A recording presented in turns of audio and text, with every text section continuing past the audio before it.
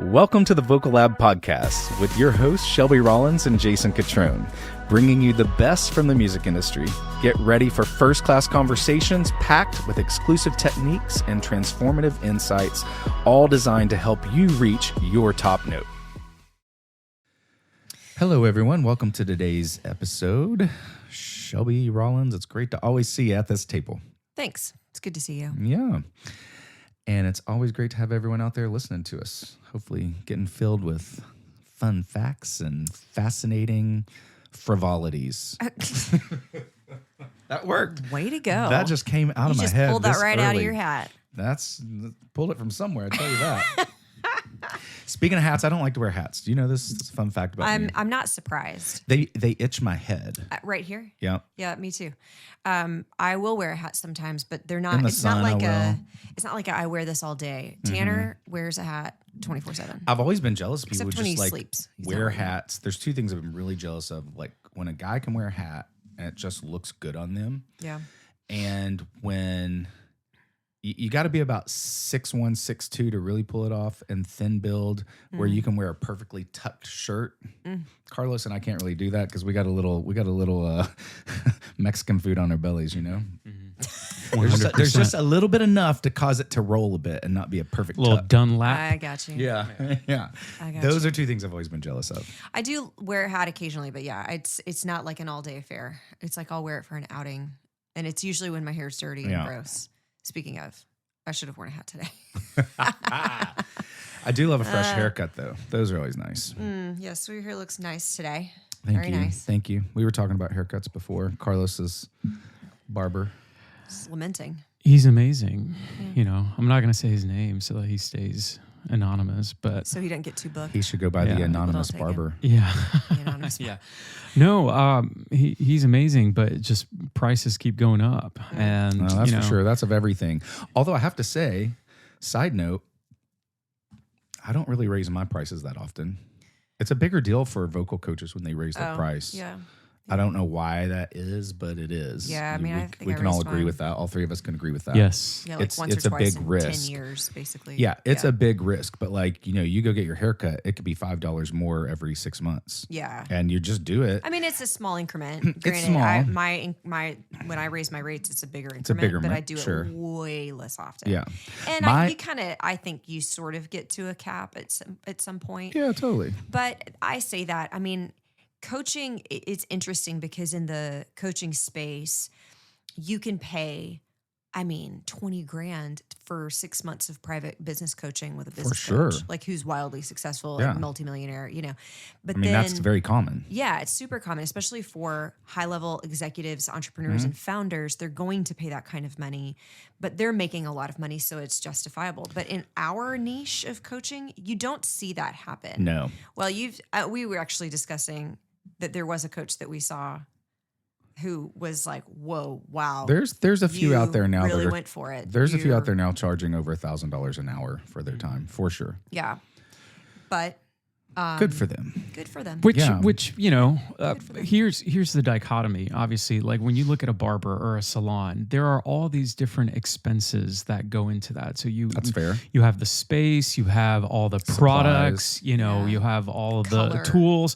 But Workers' comp. with us, Yeah, they aside carry more liability. Yeah, aside from the time, right? You know, we're valuing our time, right? And our experience, which is great. But some of these people that are charging all that money, you're just like, it's like a non-tangible thing.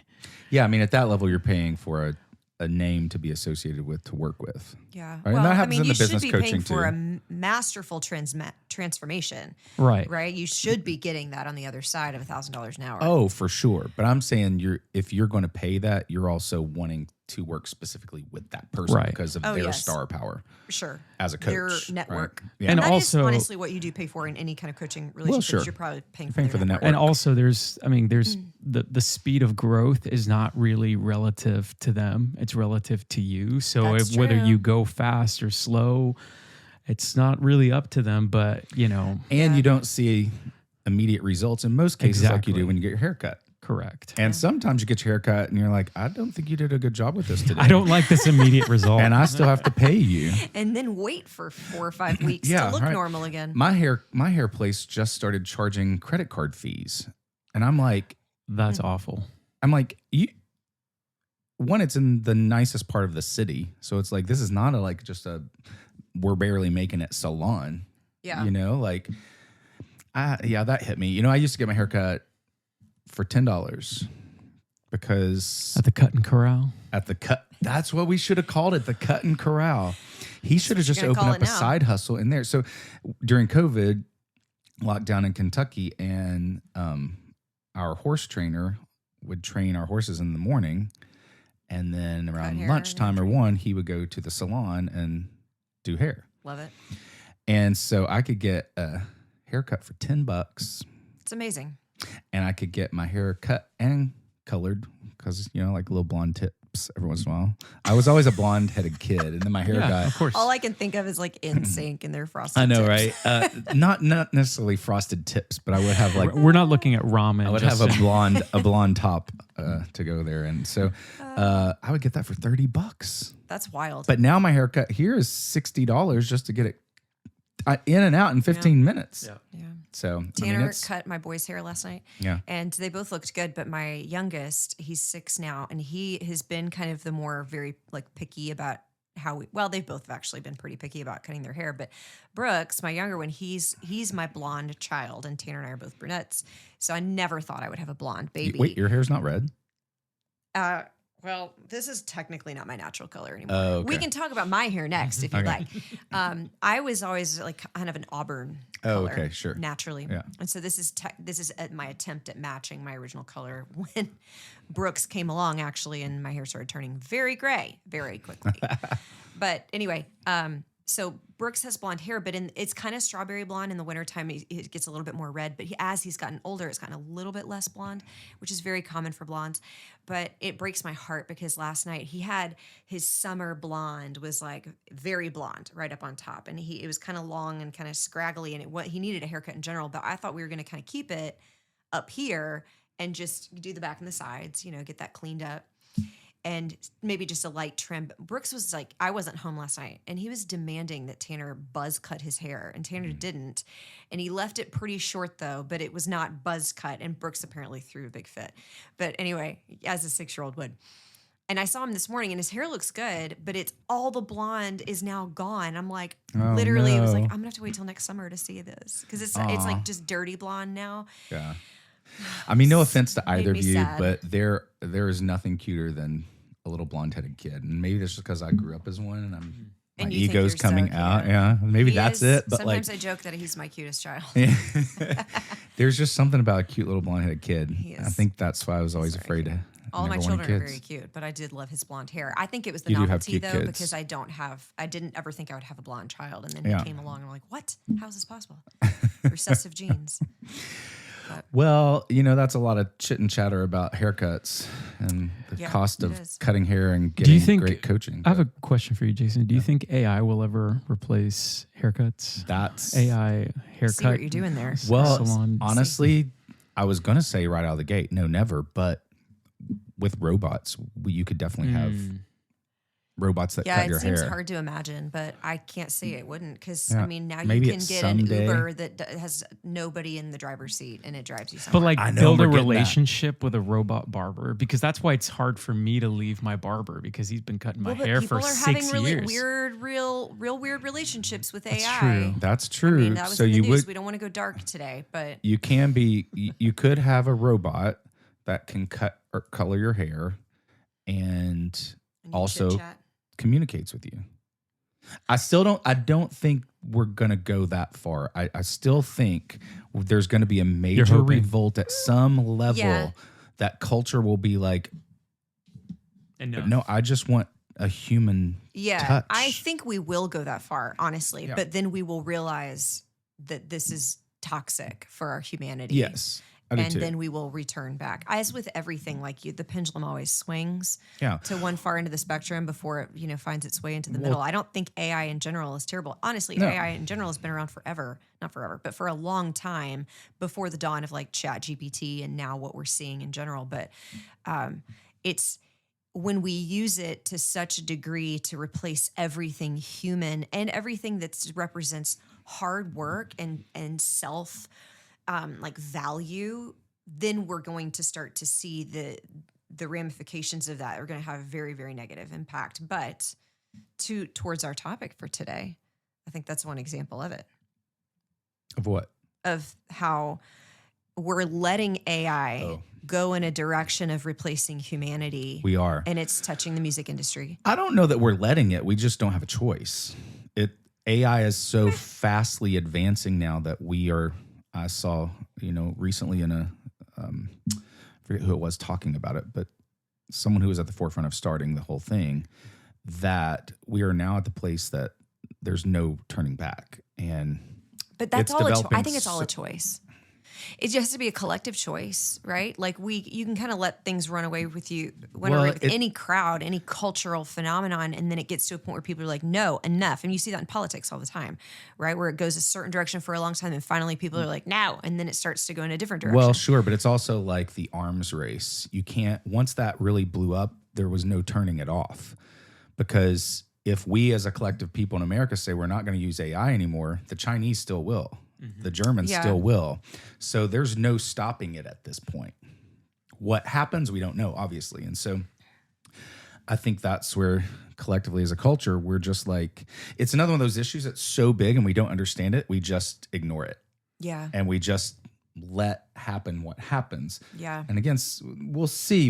And I think in the space that we, the three of us work in and revolve in every day. And as this is evolving, AI in the music business, we're all sitting here like, we don't know what's going to happen, but it's happening. And so today it's happening in music. Yeah. And so what I want to kind of interject here in our conversation today is that I saw, and I sent you both the article just a few days ago, that they have now launched the first AI artist connected to an AI record label. And I will read some info here for all you out there. It popped up in my Instagram feed the other day. But it's a company called Higgsfield. Higgsfield AI is the parent company, and they have launched Higgsfield Entertainment and their first artist. And this is what the post started saying. This is what caught my attention. Singers are in serious trouble. Higgsfield just dropped the world's first AI K-pop artist, and she reportedly already landed. You guys ready for this? She has landed a $50 million contract. Wow. This is crazy. Shall I go on? Go on. Have I got your attention? We're all over here going, rapture me, God. I know. Meet Keon. Keon is the first AI idol created by Higgsfield. She is created in the first AI record label in history, Higgsfield Entertainment. Why is this important, we all ask? Because it breaks the traditional model. You don't need years of training. Your appearance is enough to become a digital superstar. Keon has not made an official debut yet, but she reportedly has already landed a $50 million contract for 3 years. I just want someone to give me $50 for 3 days. You know what I'm saying? Like, this is, and I'm alive. I'm ticking. Higgsfield launches an application to the label. No entry barriers, no training, no looks, no gatekeepers. It covers everything end to end: voice, dance, styling, and even the marketing pipeline. Deals, equity, and contracts are already active. This is wild. And it immediately brings up like 100 questions. Like, wait, what? How? Who? My first question when you sent this over was, who gets the $50 million if Keon is an AI bot, not a real human being? Who actually cash collects? And it's Higgsfield. It's Higgsfield. Right? Yeah. So it's the company who's created this fake artist that has songs that have been fake written, right? It's all fake. It's all fake. And they're the ones collecting all that money. But the way even the article phrases it is so bizarre and even speaks to the times that it personifies this AI creation as a she, as like an entity that's human when she is not. There's again so many questions. Okay, how does one see Keon in concert if she's AI? And I guess if you're really down for going for those like hologram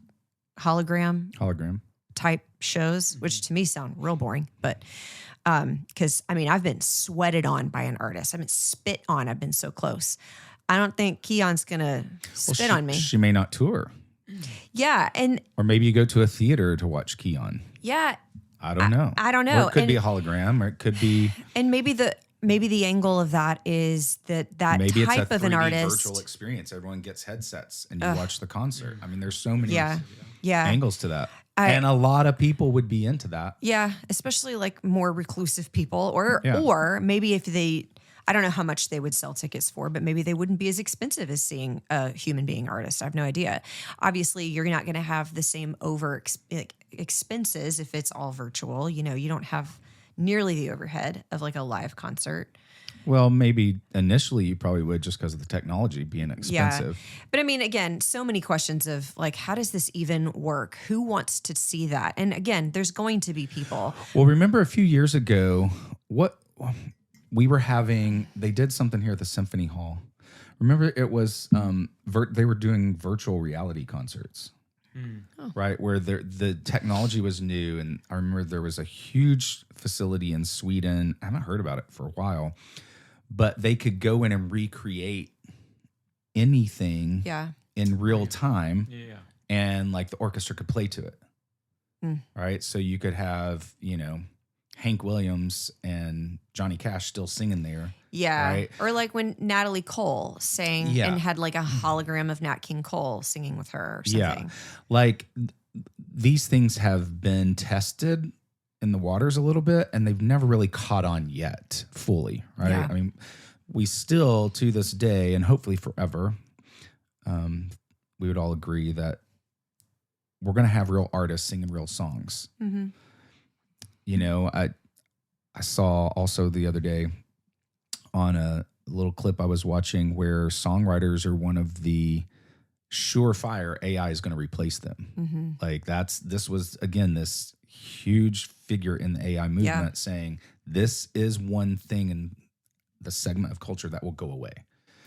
And I'm like, gosh, why do we even want that to be a possibility? Right. Yeah. I know we don't want it. We but don't. Like, why? Song. If you take just that one thing, like disregard an AI label and its place in the space, maybe, okay, sure, whatever, and you create your AI artist, some people are going to want that and love that. But to have a target on the songwriter and the singer, as we teach people, the singer exists, we say it all the time, to serve the song. Yeah.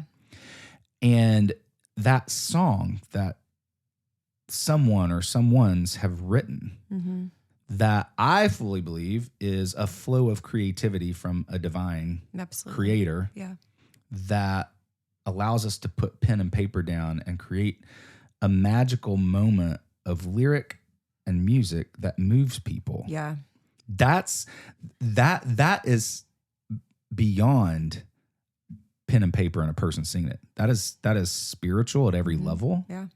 And to me, this is really the heartbeat of what all this is going to come up against. And that's what I don't know what happens with. I feel like we need to stop calling it AI. We need to start calling it artificial intelligence. Just because the word artificial to me has a bit of a negative connotation. You ever say you BS? Don't want to see artificial. What'd you say? So do you ever just say BS because you don't want to curse? But we say it's like a fake artist, right? It is. She's artificial. She is not real, right? And so if we start calling it artificial, this artificial music, then I don't know, it'll help maybe at least people kind of resist some of this a little bit. Because here's the fear is like it could, from a practicality level, replace songwriters. And songwriters can fight back. Songwriters can keep writing songs, and creatives for a while will continue to be creative because it's how they're wired. For sure. What's scary to me is that in a generation or so, we'll lose all of our general childhood creativity because AI will replace so much even in our childhoods that like, I forget what famous person said basically everyone is born an artist. And then the challenge is continuing to become one as you grow older and become an adult, because our childhood is packed with so much organic, innate creativity, but artificial intelligence is providing more opportunities to diminish and replace natural human creativity and innovation.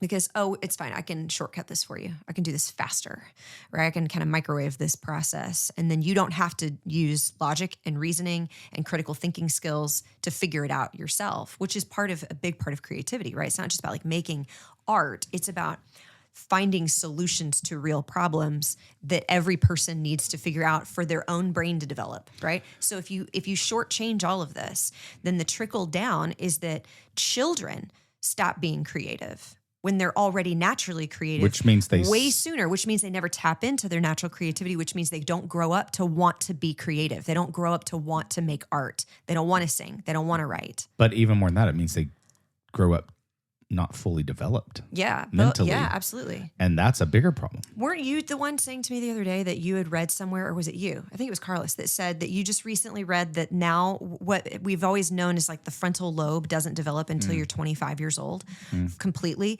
And one of y'all said it's actually, somebody just recently said it's now 27. Yeah. Why? I wonder why. Why is it taking longer? One, is that provable? But if that's true, is that because we're becoming more and more stunted that it's taking us longer to fully develop?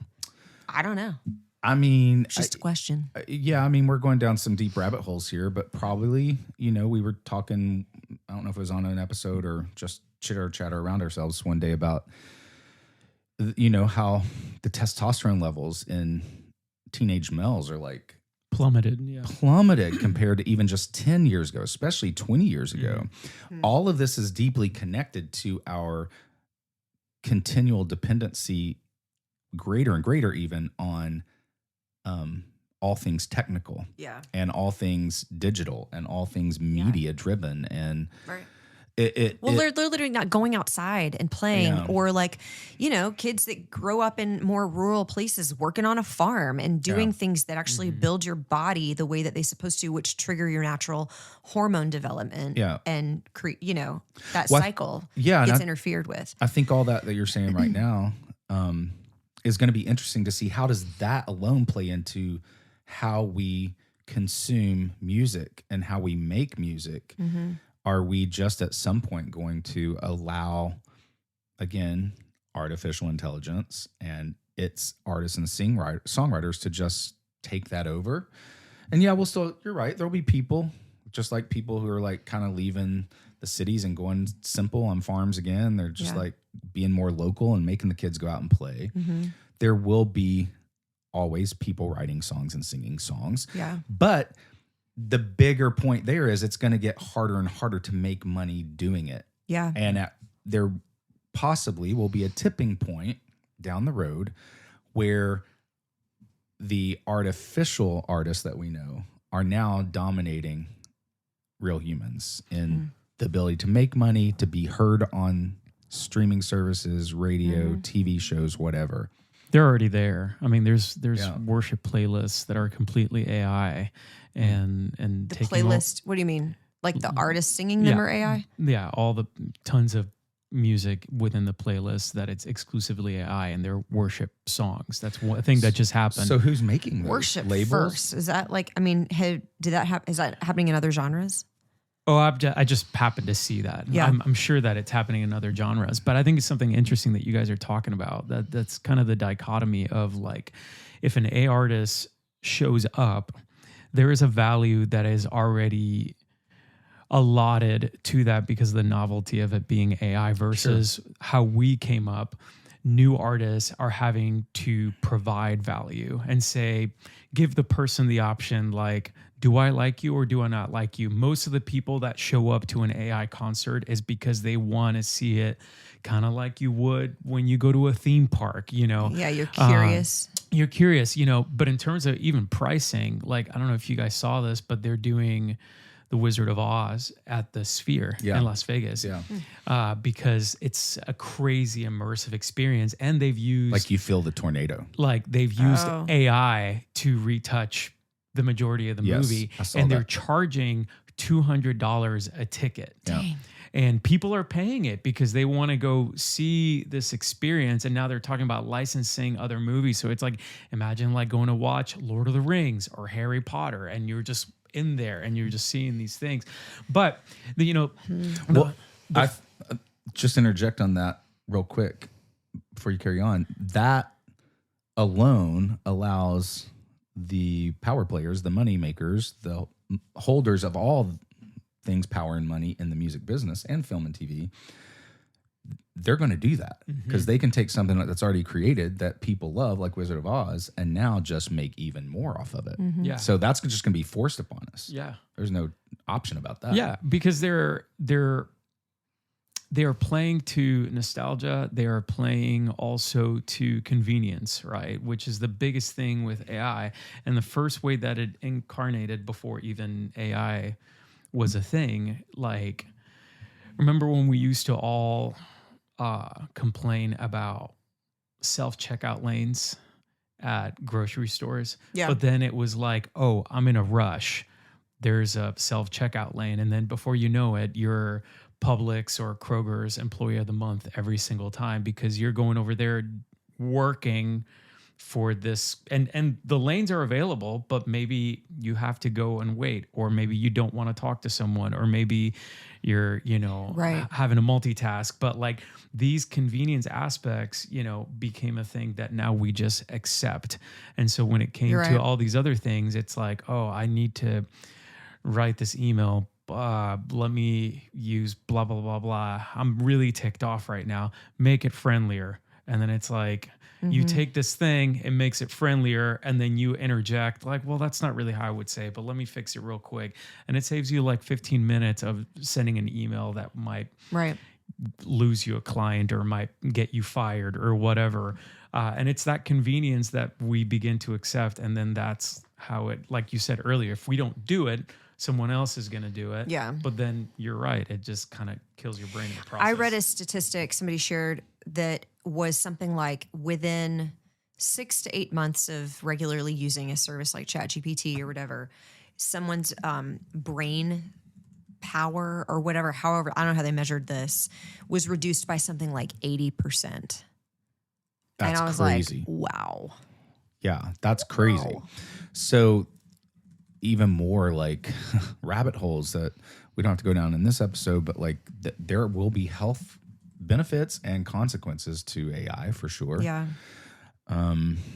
Well, but you create the disease so that you can profit off of fixing it, right? Well, always. And that'll happen. And that's the other big conversation starting to happen too is, all these people who lose jobs through AI, songwriters included at some point, it sounds like, how do they make money? And will there be a universal fund that people just get paid to exist?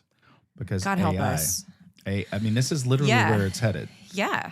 Because we can't, not everyone's going to be able to just run out and replace these jobs that they've been doing forever or for years. Yeah. The way AI in many ways is kind of like I was just sharing with that statistic, dumbing us down every day a little bit more, makes us I didn't to think where we had that far to go. It makes us to where our threshold for what we receive as valuable creativity, like at first it'd be like, no, I don't want an AI song. Like that's going to sound lame or whatever. When they can write good songs, right? First of all, but also you'd be like, well, but I'm missing the humanity of it, right? I'm missing the real life experience, which artificially you can kind of manufacture, but maybe it's true that the actual quality of the music and like the way it hits you and the compelling nature of something that's real and authentic, maybe that is lesser than in AI. But if we're collectively being kind of dehumanized and getting stupider and stupider, then we're going to be okay with that. Well, I think that is true because I've always said for a while, the past few years as this has started to be a conversation, that the one thing a computer will never, ever be able to really do is give the emotional component to what it does. There's human emotion cannot be touched or replaced, right?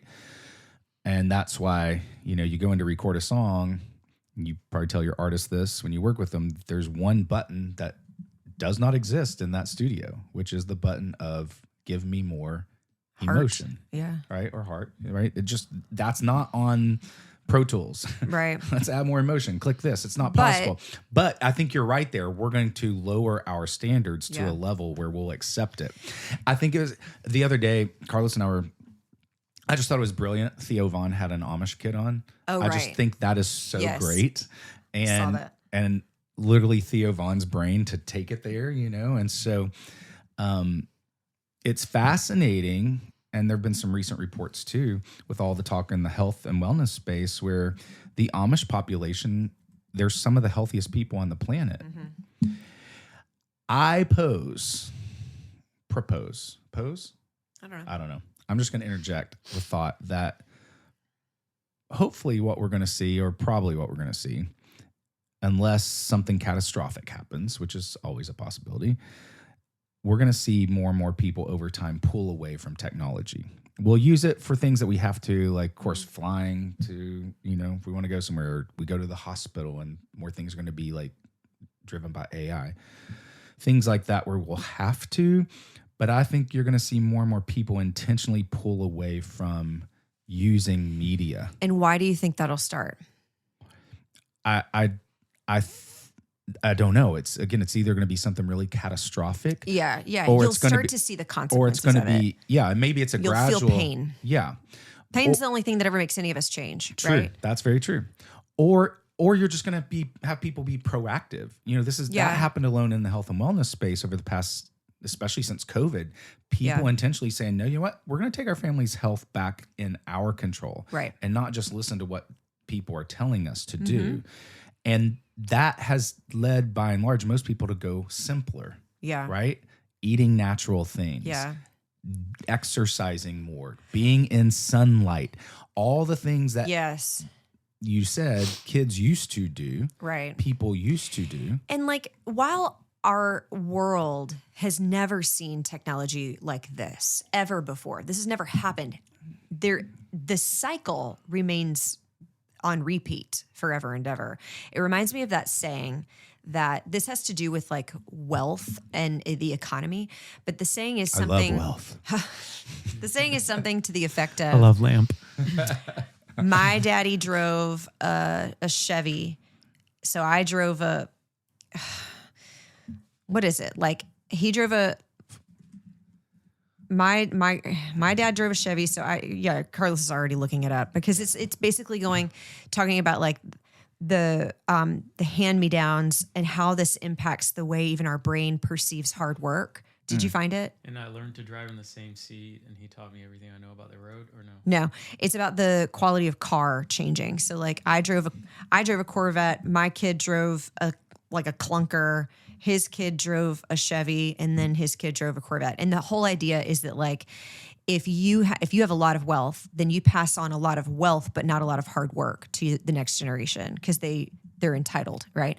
Then that generation suffers and actually and it's the same saying that is hard times produce strong men. Strong men produce good easy times. Good times produce weak men create hard times. And it's that idea. It's a cycle, right? So if we're finding that the pendulum will swing and we will return to sunshine and natural things and not our obsessive compulsive dependency on technology, it'll only happen because the technology, though can be good, will produce something very, very hard in our world. Was it drove a Chevy, I drive a Ford, son drives a Mercedes, my grandson will drive a Ferrari? Is that it? Something, yeah. And then the cycle starts over, right? Because then you'll end up not passing down the ability to create wealth for yourself to the next generation, so they're going to suffer.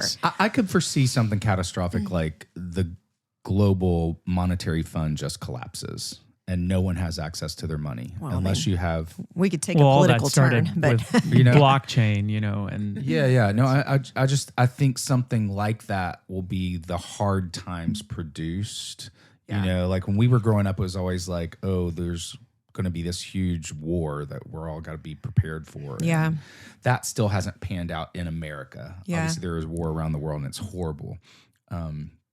But as American kids, and we were like, training to be prepared. Right. Like, because our parents, yeah, because their parents, I mean, Yeah, they went yeah. off to war, but yes. right. And so that didn't really happen. So it's like, I keep telling myself, reminding myself like, wow, it's so easy. I make a joke, it's like, it's so easy. You get up and get a $20 smoothie. Like, that's just what most people do today. Yeah, we just accept that. We just accept it. And that's like, that's $20. crazy. Yeah. And Is it laced with edible gold? we don't really again, no one hate this statement out there because it's a broad statement. There are people who suffer and in pain and have nothing. I'm just saying in the popular culture of America, especially what we see on Instagram and kind of the orbit we primarily swim in every day, we don't suffer. Yeah. Oh, of course. We don't Right. suffer We don't know on the what that daily. is. We we don't have suffer loss. We have right. pain. People get sick. People die. We see stories on TV that may affect each of us individually in different ways. We are a first world country. We are a first world country, Right. and we live first world by and large, the majority of us. Right. And especially the three of us. I'm just talking about the three of us in the first world. I keep saying there has to be some point that there's major pain and suffering. And it's interesting to think about, like, because this will show up in every industry differently, right? Yes. The catastrophic end of something. And so in our niche, our little microcosm of music, what do you think that pain threshold is of like, oh, it got so bad that the bottom falls out and we all have to collectively change and it slowly turns the tide. I think it may be that this. is? I think this may be the opening to that because you really did present a great thought that had not entered my brain in that collectively we will lower our standards to just accept this because it keeps getting fed to us. And then Right. when do we wake up? I don't know that we But think do. of it this way. Yeah. Do you guys remember in The Matrix? You've watched The Matrix, both of you. Yeah. Remember the steak scene? Like no, when I the guy, don't remember movies at all. there's a guy, his character's name is Cypher, and he's eating the steak, and he's talking about he had been fighting the good fight against, he ends up being kind of like the Judas Bad. character. He's yeah. He ends up betraying everyone, but I he remember used him. to be one of the good guys, and he was fighting to get people out of the Matrix, and then he got tired of it, and then he's eating the steak, and he's in this restaurant in the Matrix, and he's like, is the steak real? Like, I know the steak isn't real, but it tastes real. He's like, I don't care. I want to go back. And so basically saying like ignorance is bliss. Yeah. And so even right now, we're not necessarily like we're not suffering, but we kind of are in this ignorance is bliss. And sometimes the ignorance is bliss is not because we want to be ignorant, but because we're worried about so many other things that we don't have the mental bandwidth Absolutely. to worry about all these other things. Like our inner pain of our souls is too much to have to Absolutely. then also then deal with this. So it's kind of like, I'll Absolutely. just whatever, which is one of the biggest reasons why we all need therapy, Yes. because you need to deal with your stuff. You need that's to why you need a let coach. yourself feel sad. You need to face your demons and work through your childhood trauma. Yeah. And so that we can all like thrive in this world, Exactly. because otherwise and I will go so far and die on this hill to say, if people out there refuse to even acknowledge that they have issues they need therapy for, and let me tell you, you all do.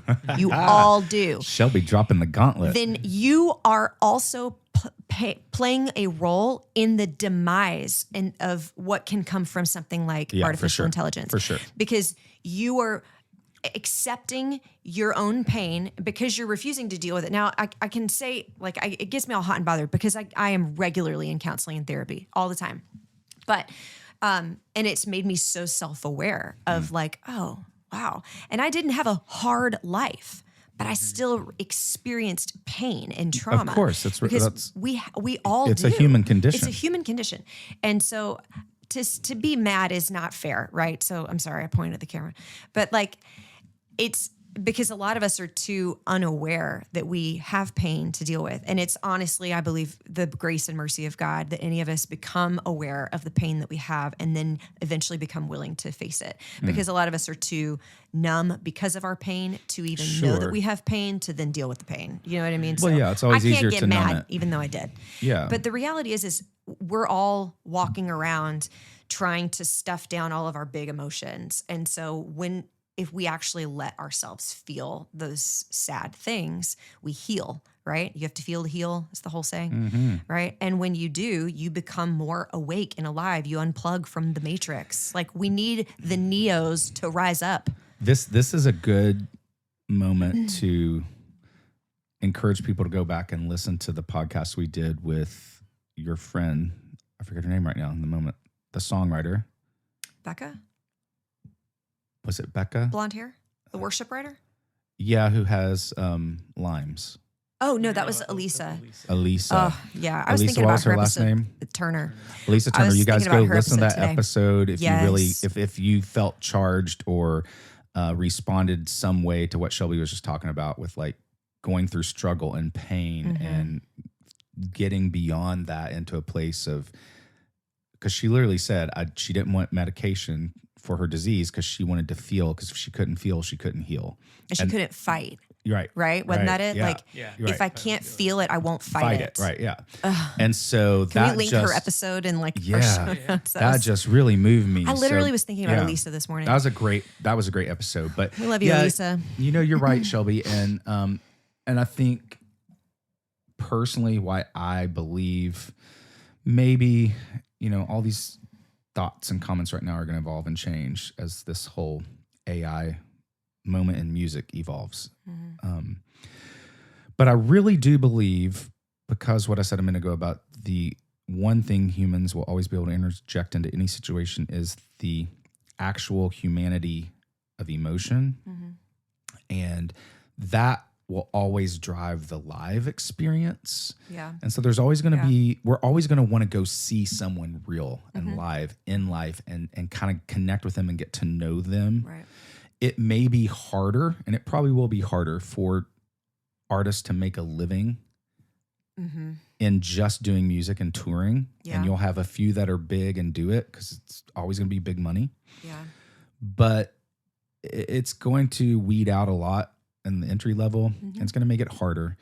And maybe it evolves into where it's more of like artists have benefactors, like a lot of painters do, where just wealthy people want to support true art. Yeah. And maybe it comes more of that. I don't know, but we're always going to want that live experience. I really do believe that. Yeah. And that's one little nugget of hope I hold on to in this space that the three of us, you know, swim in every day. And there could be this silver lining of, in that hard time that of weeding people out, if you will, that it makes us sort of also realize that the end goal is not the praise of man on a big stage and to be worshiped by other people. Like, I was talking to a friend of mine. I told you guys, I think the other day when we were filming an episode that I took my daughter to see the Descendants Zombies thing. And because my friend's son is in it. And I was talking to his dad afterwards. They've got a great podcast too. It's called the Momager podcast, I think. Anyway, I was talking to Malachi Barton's dad, and I was like, man, what is it like hearing those screams for your child? Like, how surreal is that of an experience as a parent? And he was like, you know, he's handling it amazingly well. Like, he's a really well-rounded, grounded child and all of that. So he's a good kid. He was like, he's handling as well as anybody could. He's like, but it just shows you, like, man is not made for that kind of praise. Yeah. And the reality is we're not. It's wild that the kind of money that we spend, the way that we scream, and the way that we're like obsessively waiting for the next post to drop from our favorite artist on Instagram. None of us are designed to be able to contain that kind of praise from other people. You know, I'm a Knoll. I'm a Seminole. I went to FSU, and we had a wildly amazing season opener beating Alabama. This is a whole nother conversation. But anyway, I love football. And in the back, like, you know, in the locker room after the game, the coach had somebody come in there and was talking to the guys and like speaking encouragement to them. He was like, I think this was after the game because they just beat Alabama, which top dog, right? Legacy team. He goes, don't drink the praise. It's poison. Mm-hmm. They're gonna come out and say like, oh my gosh, you're amazing. And he was like, don't drink the praise. It will kill you. And it's so true, right? If we're like constantly indulging in the worship of other people because they affirm us, then we will fall just as fast when they reject us. Yeah. We're not meant to be defined by the object opinion of anyone else. Anybody, Yeah, right? And so in this weeding out, perhaps the silver lining is that it helps some of us find value in ourselves in a different way. And yeah, that might mean that you have to go work some other job and make music. Yeah. But that's always been a thing too. You may not be on the biggest stage that was your ultimate dream. And I'm speaking to myself, like as a kid, that's what I wanted. I wanted the big stage. Of course. And so now it's very humbling to our ego to be like, is it worth it to make music if I also have to have this side hustle job for the rest of my life? I don't know. That's a question that you get to answer. How bad do you want it? How bad do you want to make art that moves people, even if the cost is in part that you're not a household name. You don't get the fame and the money that you may have wanted originally. I think that... Is it purified? Does that purify the art a little bit? Yeah, I think that question exists already, always, for sure. the artist, yeah. And that's one of the things we help artists try to uncover in their own journey with coaching them, Yep. That also, you brought up football. Like football, that was one of the things, sports was one of the AI proof. It's safe. Yeah, it's safe. Yeah. We're always going to have sports. People want to see them out there on the field. But, I think as we kind of wrap this up, one thing I'm really upset about, this has been a great conversation, actually. I can't wait for your joke to drop. It's coming. Do you feel it, Carlos? I do. He's getting ready. It's been deep. In many levels, it's been very therapeutic, even for me just to express some of this stuff, because I, admittingly, sometimes I worry about it. Like, is my career in jeopardy with what's happening? Same, yeah. So it's been therapeutic, hopefully for every one of you out there as well. I'm just very upset that I personally did not think to start the first AI record label and raise $50 million. Like, good on you boys out there and girls, whoever y'all are that did it. But I'm not saying I'm fully in love with it, but I have mad respect for what you've built and what you've launched and been able to raise $50 million with something that doesn't technically exist yet. Crazy. So that wasn't a joke. That was just a... I know. Carlos, he was Johnny on the spot, ready for the... And then you... I honestly really think that he was going to make a joke, and then he saw us get ready, and then he pivoted. AI can't do that. That's right. You can't teach that. That's right. Just proving points over here. Proving points. We're keeping it real and dropping it real for you guys out there. So thanks for tuning in today's podcast. We'll see you on the next go-round. Thanks for tuning in to the Vocal Lab podcast. Ready to join the top ranks of the music industry? Don't forget to follow and subscribe for more first-class conversations that make the extraordinary your new ordinary. Until next time, keep striving for your top note.